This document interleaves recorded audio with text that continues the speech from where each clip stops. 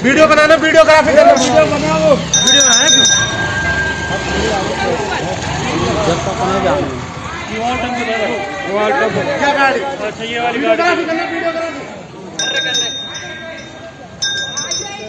Videography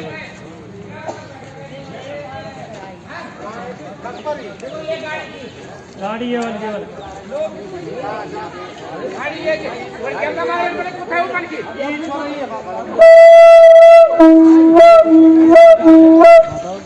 गाड़ी लोग आदमी तो यही है सर हैं आदमी के साथ आइए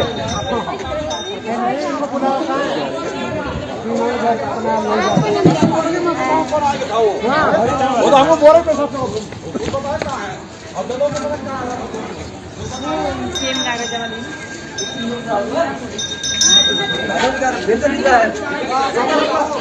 रुको रुको, समझ जाओ समझ जाओ समझ जाओ समझ जाओ। हाँ एक वीडियोग्राफी, हाँ दो चार आओ, बस बस बहुत है, बहुत कौन है जी? पूरा कहाँ है? कहाँ नहीं कुछ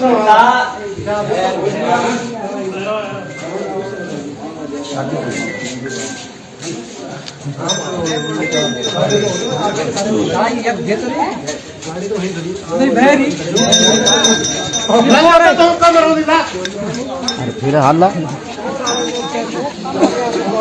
हम गर्व से कहते हैं हम उत्तराखंडी हैं, और हम गर्व से कहते हैं हम देवभूमि के निवासी हैं, और हम गर्व से कहते हैं कि भगवान का थैंक यू, उन्होंने हमें देवभूमि में जन्म दिया है। हमारे यहाँ बद्रीनाथ धाम भी है, हमारे यहाँ केदारनाथ बाबा भी है, और हमारे यहाँ नंदा राज जात की भी सबसे बड़ी यात्रा होती है। तो hey guys, welcome in welcome back to my channel Beena blog. तो कैसे हैं आप लोग? उम्मीद करती हूँ आप सही होंगे, और मैं भी बिल्कुल सही हूँ। तो इस वीडियो में करते हैं उत्तराखंड के देवी देवताओं की शक्ति के बारे में बात, जो कि आप लोगों ने साक्षात देखा। पहले अनसुईया माता और श्रीनगर गढ़वाल का कमलेश्वर मंदिर, इनकी शक्तियाँ तो आप लोग देख ही चुके हैं कि भाई ये निसंतानों को संतान की प्राप्ति देते हैं। और यहाँ पे हमारी जो केदारनाथ धाम है, वहाँ भी आप लोगों ने शक्ति देख लिया है, और हमारी जो धारी माता है वहाँ भी आप लोगों ने शक्ति देख लिया है। हमारे उत्तराखंड को यूं ही देवभूमि नहीं कहा जाता है। हर पर्वत में, हर प्रकृति में और हर पत्थर में यहाँ देवताओं का स्थान है। मनुष्य के हृदय में आस्था की भावना है, और यहाँ देवी देवताओं को सबसे पहले पूजा जाता है। और अब बात करते हैं एक बहुत बड़ी शक्ति के बारे में, उत्तरकाशी के चिरखोली गांव के नाग देवता की शक्ति के बारे में। यहाँ नाग देवता का बहुत प्रसिद्ध मंदिर है, और इसे पांचवा धाम भी कहा जाता है। और जो नाग देवता का प्रमुख अवतार है, उन्होंने सिद्ध कर दिया है कि उनमें कितनी शक्तियाँ हैं। अक्सर आप लोगों ने आज तक देखा है कि जो उत्तराखंड में जो डोलियाँ होती है, जो नाचते हैं, वो सिर्फ मंदिरों में नाचते हैं। हमारी जो पहाड़ी भाषा है, गढ़वाली भाषा, उसे नाचना बोलते हैं, आप लोगों ने देखा होगा। या नंदा देवी राज जात की डोली अगर गांव-गांव में घूमे तभी नाचते हैं। मगर यहाँ जो नाग देवता है ना, उन्होंने अपना विचित्र रूप ही दिखाए। उन्होंने अपनी शक्ति सिद्ध कर दिया है कि उत्तराखंड की जो देवी देवताएं हैं उनमें बहुत शक्ति है, और उत्तराखंड के जो निवासी हैं वो यूं ही देवी देवताओं को नहीं मानते हैं। अक्सर हमारे वहाँ ना उत्तराखंड में ये होता है कि कहीं चोरी हो, लूट मार हो, या हमारे घर में कुछ कष्ट वगैरह हो, तो हम सबसे पहले देवी देवताओं के शरण में जाते हैं। तो यहाँ पे आप लोगों ने देखा है कि सुनने में आ रहा है कि उत्तराखंड के जो चिरखोली गांव है, वहाँ नाग देवता के मंदिर में आए दिन रात को चोरी हो गई थी, और वहाँ से जो दान पात्र उठाया गया था चोरों के द्वारे, वो बहुत भारी हो रहा था, और वो चोर आधे रास्ते तक ले गए, और आधे रास्ते तक वो जब भारी वजन ज़्यादा था उसको नहीं उठा पाए, तो उन्होंने वहाँ पे कहीं पे छुपा दिया था या छोड़ दिया था। तो जब गांव के लोग सुबह मंदिर पहुँचे, तो वहाँ जब मंदिर का ताला टूटा हुआ था, तो लोगों को शक हुआ। तो अब यहाँ पे क्या रास्ता बचता है? तो हमारे जो उत्तराखंडी निवासी हैं, तो वो हम अक्सर अपने देवी देवताओं की शरण में ही जाते हैं कि हे भगवान, तुम्हारे द्वार से तुम्हारा सामान जो दान पात्र का था वो चोरी हो गए, आप उसका नाम बताइए। तो यहाँ पे उत्तरकाशी के जो लोग थे, उन्होंने भी अपने नागराज की शरण में गए, और नागराज ने अपना विचित्र रूप वहाँ पे प्रकट किया। नाग देवता नाचते नाचते थाने तक पहुँच गए। ये भी एक पहली बार सुनने में आया है कि नाग देवता थाने तक पहुंच गए।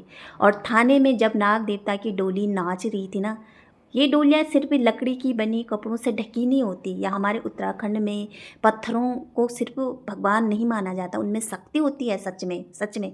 तो जब ये नाग देवता की डोली नाचते नाचते थाने पहुँची तो वहाँ पे वो चोर भी थे और जो देवता थे वो उनकी तरफ इशारा कर रहे थे। बाद में वहाँ पे देवी जो नाग देवता है उनको वो चोर मिलते हैं, और जो पुलिस वाले थे जो खोजबीन कर रहे थे कि आखिर चोरी किसने की, उनका काम भी यहाँ पे हमारे नाग देवता ने आसान कर दिया। तो वहाँ पे जब वो पुलिस ने उन चोरों को पकड़ा, और सुनने में आ रहा है कि वो चोर हमारे हिंदू भाई नहीं थे, क्योंकि हमारे हिंदू भाई ऐसे नहीं कर सकते हैं, वो अलग ही थे जो दंगा फसाद फैला रहे हैं यहाँ पे। तो ये गलत बात है यार, एक तो तुम यहाँ भी रहते हैं और ऊपर तुम चोरी भी कर रहे, तो ये बहुत गलत बात है। तो जब पुलिस वालों ने उन चोरों को पकड़ा तो उन्हें सज़ा देने की बात हुई, जेल डालने की बात हुई, तब नाग देवता ने नाचते नाचते वहाँ पे रोका और कहा कि ये अपने गलती का एहसास सारे गांव वालों के सामने करे और सारे गांव वालों के सामने माफ़ी मांगे, इन्हें जेल ना भेजा जाए। तो यहाँ पे ना नाग देवता ने चोरों को भी ढूंढा और इंसाफ भी किया। ये मतलब ये ना इतिहास में पहली बार हुआ होगा कि जहाँ इंसाफ भी खुद भगवान ने किया और चोरों को भी खुद भगवान ने ढूंढा और न्याय भी किया। तो ये है हमारी उत्तराखंड की शक्ति, और ये है हमारी देवी देवताओं की शक्ति।